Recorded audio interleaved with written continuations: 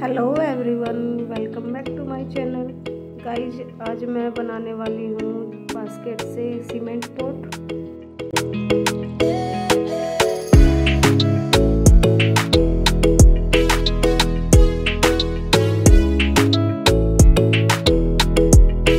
यहाँ पर मैंने 2 बास्केट लिया और पॉलीथीन से सेलो टेप की मदद से रैप कर दिया है।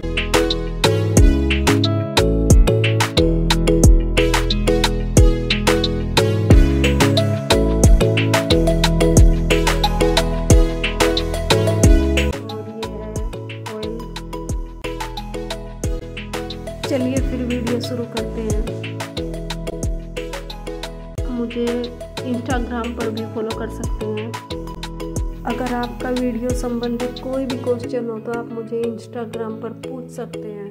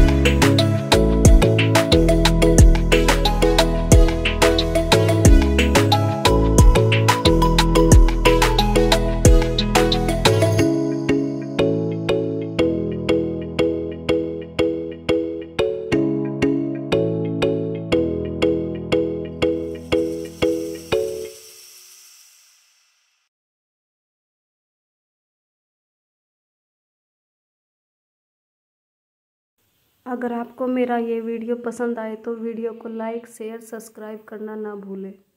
Thank you.